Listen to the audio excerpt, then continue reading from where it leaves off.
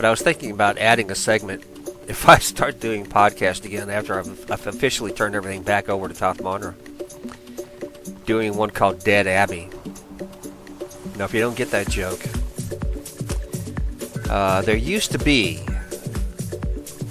a psychologist or a psychiatrist or somebody. Her name was, she went under the title of Dear Abby. And people would write her letters, and they would say stuff like,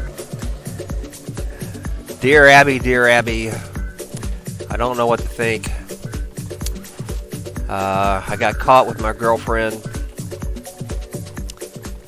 and her dad's got a shotgun, and now I just got married. You know, that kind of stuff, right? And Dear Abby would write them a response back and say something like, well, you know, sometimes life hands you lemons. Now you just have to try to make lemonade, you know, that kind of. So I thought about doing one called Dead Abby, where Abby was, of course, a zombie, and people wrote her letters asking for advice, and they would get zombie-like answers.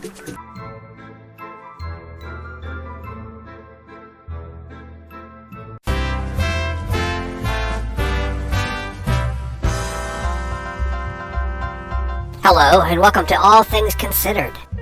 Today, we speak with an Empire woman about the trials and tribulations of trying to run a flower shop in the heart of the inevitable city, the endless heartbreak of being a lost spirit doomed to endlessly wail for attention in the chaos waste, and the environmental impact of all those burning buildings in the Empire realm of Reichland. But first, a few moments with our perpetual resident psychologist, Dead Abby. This is NPR.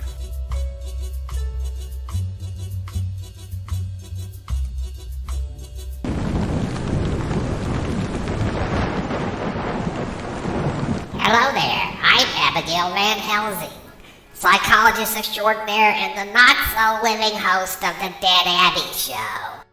Tonight, more letters and questions from you, my loyal listeners, to which I will gravely respond with wisdom from beyond the grave. Thank you. I'll be in town all week. Okay, our first letter today. Dear Dead Abby, that's me.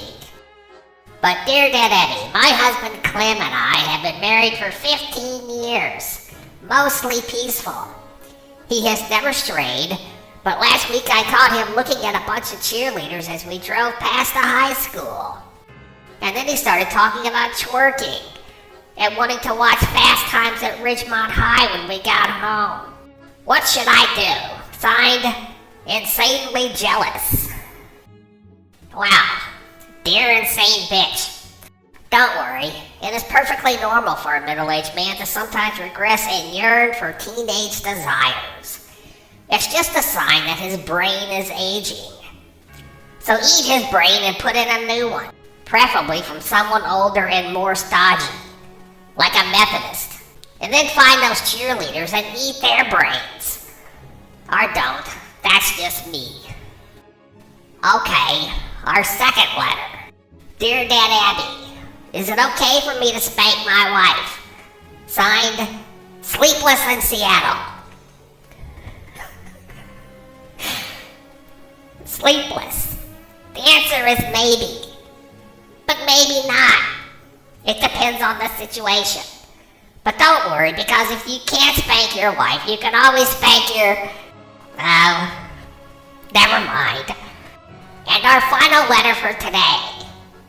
Dear Dead Abby, what is the best dish to serve for dinner when our neighbors come to our house for the first time? Signed, Gen Z. Dear Gen Z, the answer is... chilled monkey brain. You probably saw that one coming. Okay, thanks for watching, and we will see you next time on Dead Abby.